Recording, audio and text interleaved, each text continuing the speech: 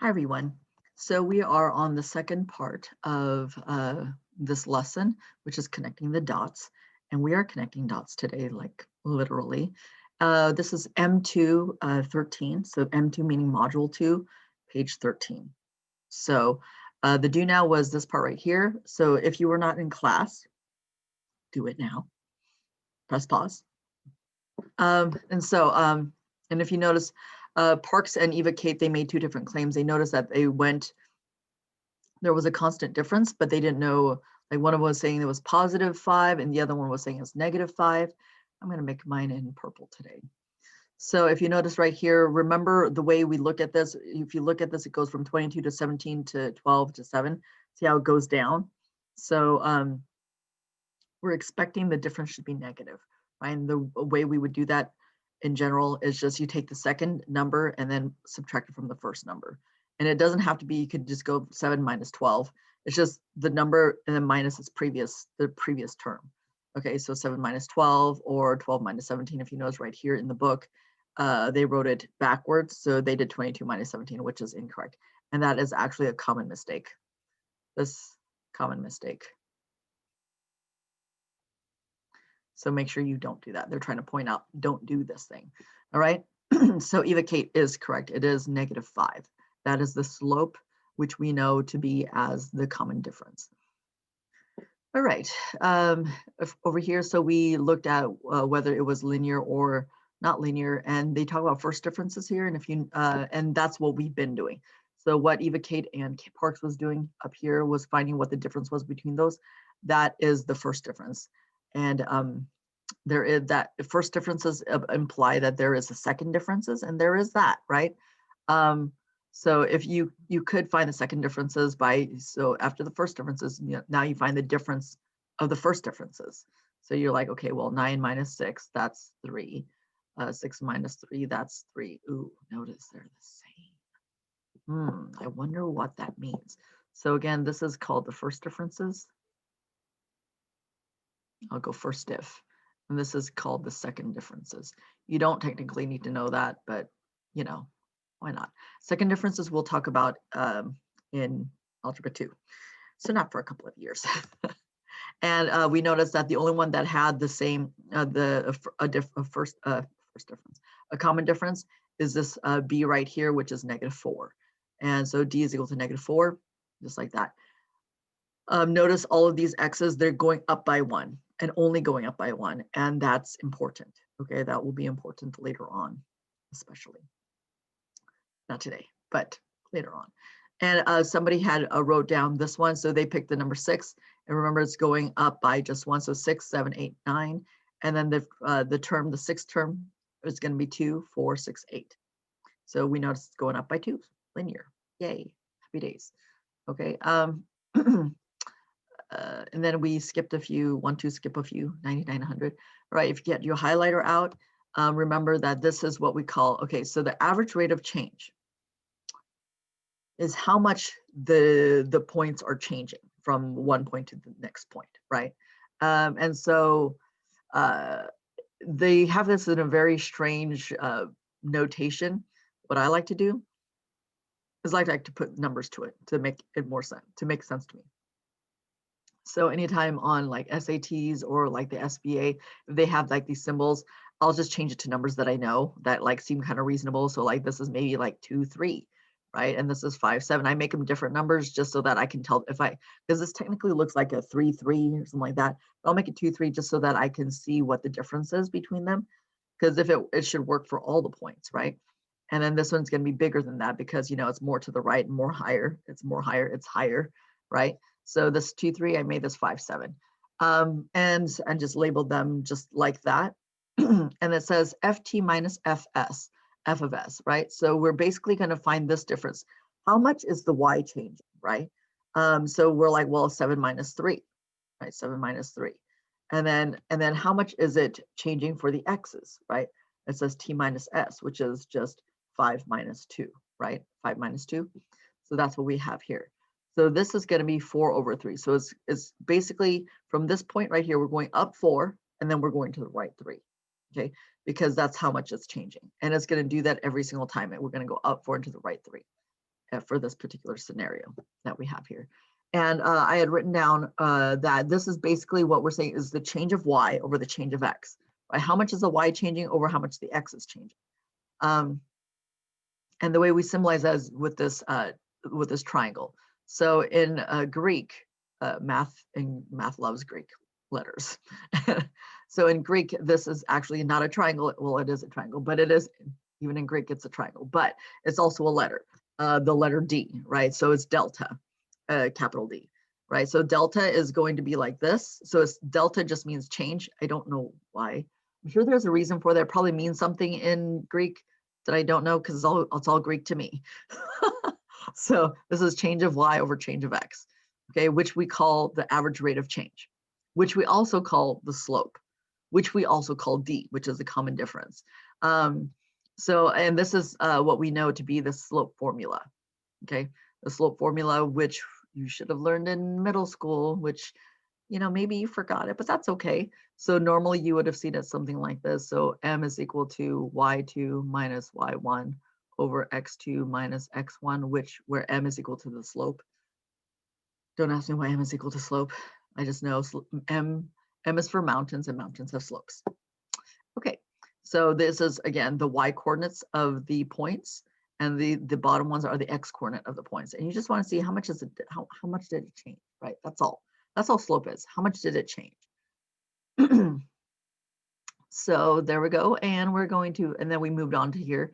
So if we take a look, so it's A, B, and D. That's not a typo. This was from activity 1, which we may or may not have. So if you notice right here, it says to find, what is it? The constant difference, which we know to be the common difference.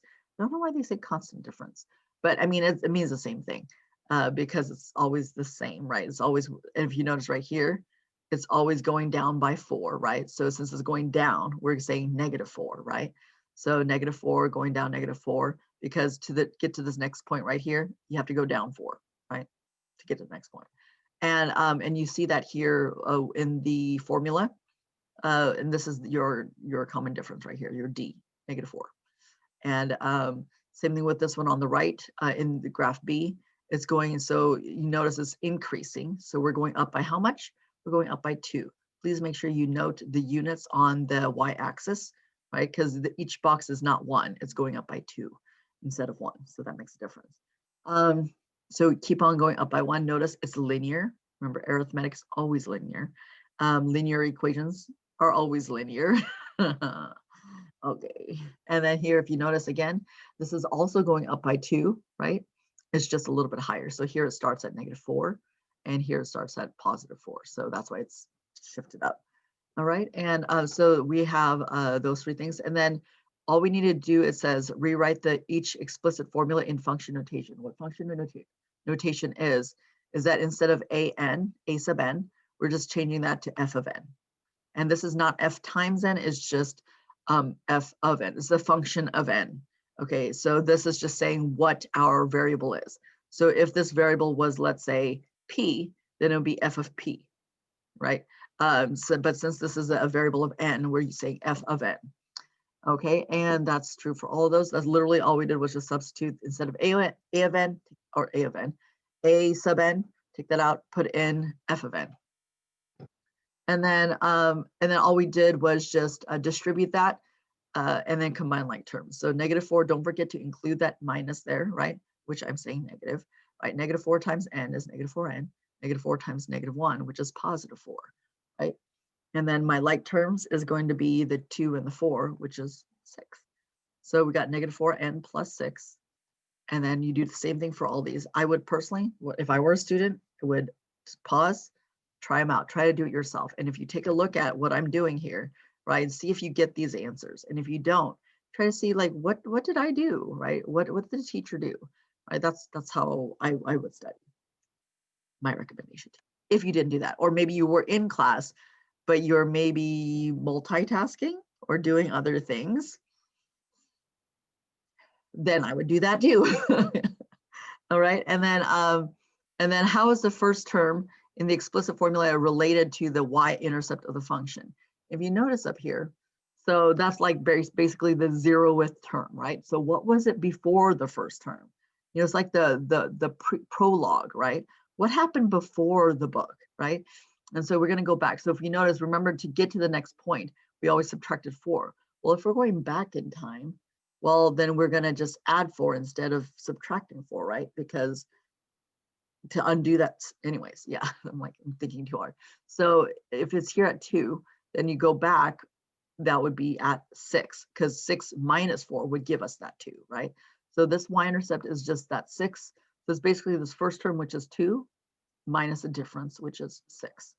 Okay, and then same thing with this one. This was -4. So before we added, so before that, what was it? Oh, it was a -6.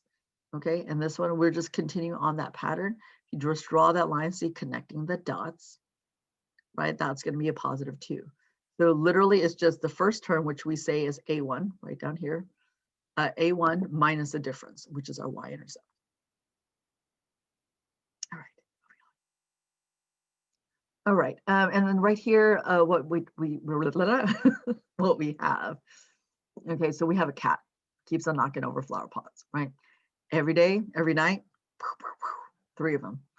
Next day, Kenyatta's puts them back up, goes to sleep. Next day, pew, pew, pew. See, this cat is like vindictive or something. He does not want them up, right? Knocking over flower pots, right? Every day, 3 flower. If I were Kenyatta, I would be like, dude, cat, we need to have a conversation. But so every day is 3. 3 knocks over 3 pots, right? And so what does that look like? Okay, first term, second term, all the way to 5th term. That's what we have so far. 3, 3, 3, 3, 3, right? What does that look like on a graph? 3, 3, 3, 3, 3. And I kind of extended it out here. And so if you notice, it just keeps on going. So what was it the day before? Probably 3 pots, right? So it's right there at 3. So nothing is changing. Every day is 3. So literally the equation is just y equals 3. But what does that look like in with as an equation, like how we've been writing it? So it's f of n is equal to, well, what's the slope? Well, what's that difference? The difference is 0, right? It's 3 minus 3, which is 0. There's no change. There's no change in these term values, right? So that's 0, and 0 times n plus 3, right? Because that's our y-intercept right there, right? And so, well, what's 0 times n? This is the only time you can simplify this. Well, 0 times anything is just 0, right? And then 0 plus 3, 3. So as f of n is equal to 3. Notice that there is no n here. You know why? Because it really doesn't matter. If I ask you, well, what's the 60th term? 3. What's the 100th term? 3. Do we care what term it is? No, it's still going to be 3. Okay, so that's what that's going to be. I don't think I mentioned this, but I forgot to tell you. Oops. So notice the common difference here is -4. And then if you notice right here that the slope is also -4. So the common difference and the slope, same thing. Okay, and I try to highlight it here for you. Here's the slope here 2, and also the common difference is 2. And notice this is where we would normally put the common difference, and that is 2, right? So that is going to be this. The slope and common difference is the same. Okay, it's one and the same. All righty, moving on.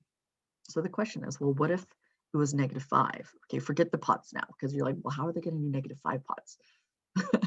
Right, but if the sequence is -5, -5, -5, -5, well, at the 10th term, what's it going to be? -5. At the 100th term, what is it going to be? -5. So, and it says write the function d of x. So you can say d of x is equal to, well, what's the change in the sequence? Plus 0, which is 0x plus -5, or better known as d of x is equal to -5. Notice there's no x there because x does not matter. It's always going to be -5. All right. There we go.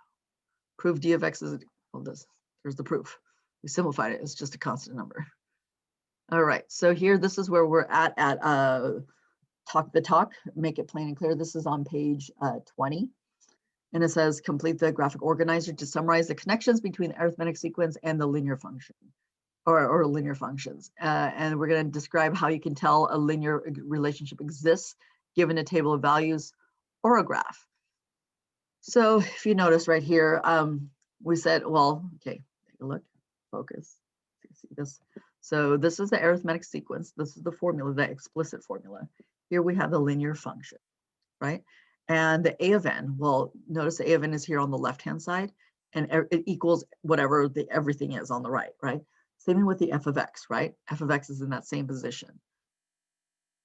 Both of those are the same thing. It is called the output value. Okay, that's what we're getting out, or we would know it maybe as the y, right? The y value. All right, don't ask why. And then if you notice, remember the d, we're saying that the d, I'm gonna make this pink just so that, so the d is this plus d right here, right? And that is the same thing as this a, which we call the slope, AKA the average rate of change, AKA the common difference, okay? And then the other thing, let's make this green. So do you see the n right here? N comes up here and n comes up here. The n is the variable. It's our input value, right? So this is what we're putting in. So if I ask you, well, what's the third term? Then you would put in 3 in for n. Well, here you would put in the 3 in for x, kind of thing. That's how we're going to do it. And then let's see here. So the A1 minus D, we talked about that a little bit before. It should seem familiar to you. That one is going to be BRB. There we go, right there. So that is our y-intercept. Okay, so that's where this A1 minus, well, technically this is going to, you can't see that. This is going to distribute this D, and the -1 is going to distribute. So it's actually minus D, but that's where that would come from. Okay, sort of if you can see that. All right, so then how do we know if you were given table of values that it's linear? Remember, all of these are going to be the same. So these all have to be the same. Has to be the same. So remember, like the other ones, they were like +5, +7, +8, +2, you know, it varied. Yeah, that's not linear. So it always has to be the same. Okay. And then here, if we look at the graph, it's always a line, straight line. If it's curved, not it. Okay, so this is what we're looking for. Okay, and that's the end of it. And your homework is going to be on here. It was, well, look on Canvas. All right, I'll see you later.